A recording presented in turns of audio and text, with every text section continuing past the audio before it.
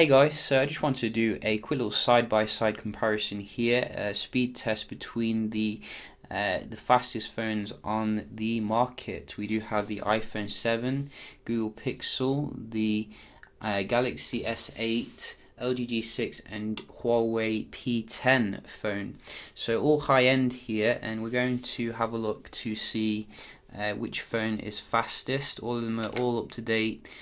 We did receive an update on the LG G6 as well, so we can see how they all do compare here. So we're going to start them up at the same time. 3, 2, 1.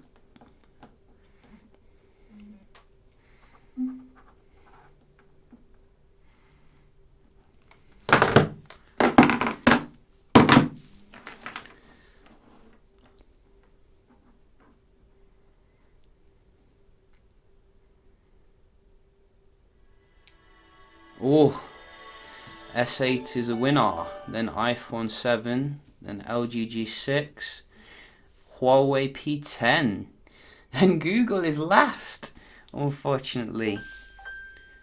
Wow, I wasn't expecting that. Well, actually, I was expecting the S8 to win, obviously, but I wasn't expecting the Pixel to be last. I thought the G6 or the P10 would be last, but interesting nevertheless. And we're going to have a look here at the performance then.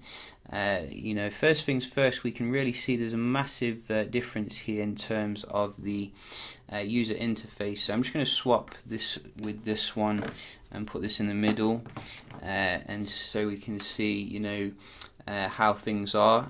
Obviously on the new S8, we do have some things that they have translated across into TouchWiz, like for example with the Pixel you drag up to get to the app drawer.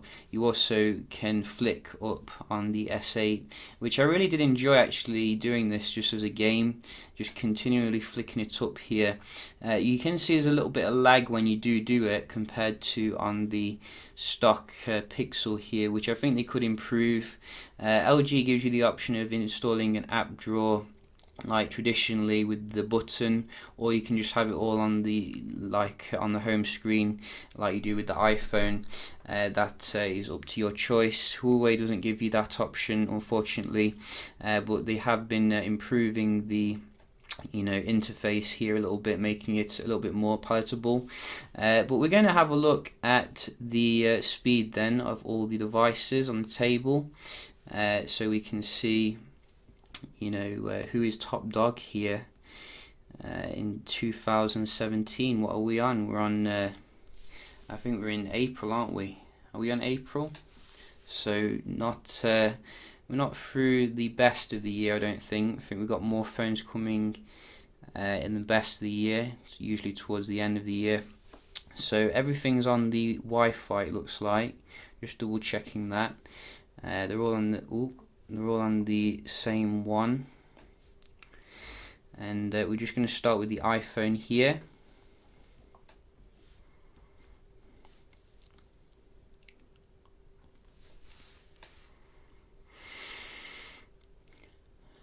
I think in Europe we do get the Intel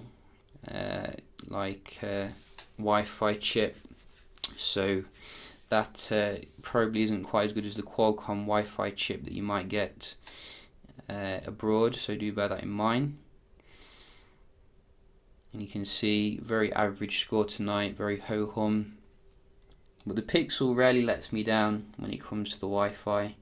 Really looking forward to the Pixel here, what it can do. What can it do?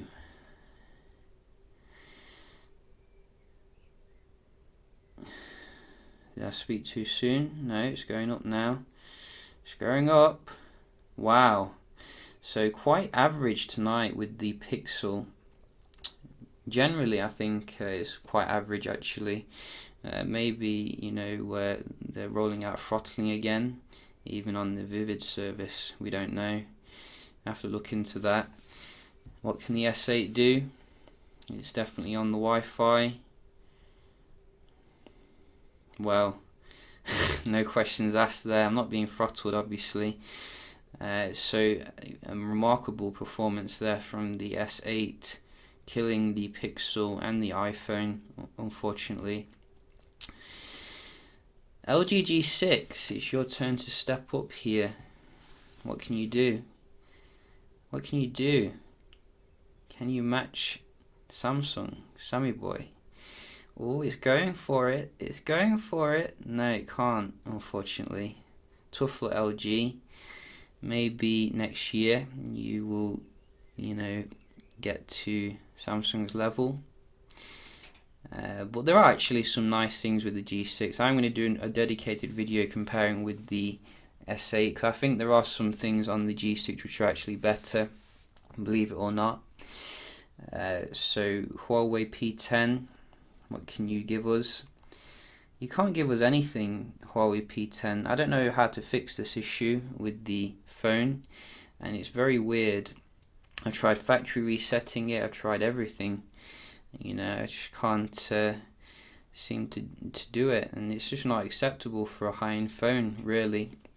But nevertheless, you can see the S8 is the winner here by a nice margin, with the G6 coming second. We're going to also have a look here at the Geekbench, which the geeks among us do like to see these number crunching kind of statistics. So let's just get it open on all of them, and you can see a nice overview here of what we're getting in terms of the spec. So you're getting your Apple A10, which comes with 2 gigs of RAM, 4 gigs of RAM, Android 7.1.2, Android 7.0. We're getting 4 gigs of RAM, 4 gigs of RAM, Android 7, Android 7. So let's just run this through. I'm not going to let you sit through it all, obviously, because it's quite boring. So I will speed through to the end and we'll see the result. So let's go. Guys, so we are basically coming to the end now, and you can see the iPhone has won when it comes to the how fast you do it. The Pixel did actually crash, so I had to restart it, very ironic. But you can see the G6 seems to be ahead here out of the other Android phones, and looks like it is going to finish first, which is nice. And very class-leading scores still with the Apple device. I think this is probably the best you can get now when it comes to the single core. There was a leaked benchmark of the Apple A11, which comes with like 6,000 for the single core, which is mind-blowing in terms of, double the performance of this. I think it could be a Photoshop though, because there's no way they could do such a performance leap unless Apple is crazy. So you can see the G6 has won here when it comes to the Androids. It does get a very decent score in terms of the single core, multi-core. This is actually a Korean model, by the way, and obviously that might influence the score a little bit, but the P10 is coming with the Kirin 960 and comes with a fantastic multi-core compared to the Snapdragon equivalent here, nearly as good as Samsung, which seems to be ahead in pretty much everything in terms of single core and the multi-core, which is nice. But you didn't really expect anything different here. Samsung always puts in the best stuff into its flagship phone. I think we're getting the Exynos 8895 here. It's hard to keep up with these processors, but that's what we get here. You can also get the Snapdragon 835 abroad as well, which should give good performance.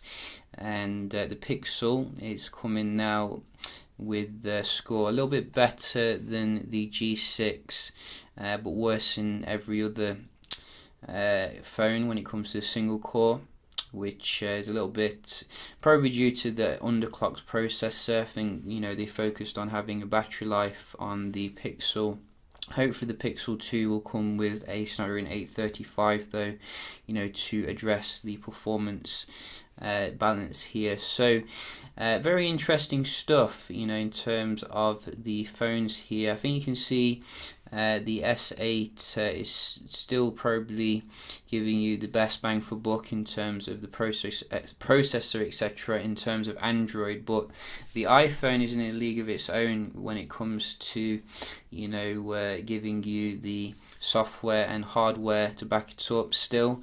But in terms of the other features, I think for example the screen here is looking very outdated compared to what you're getting on Android.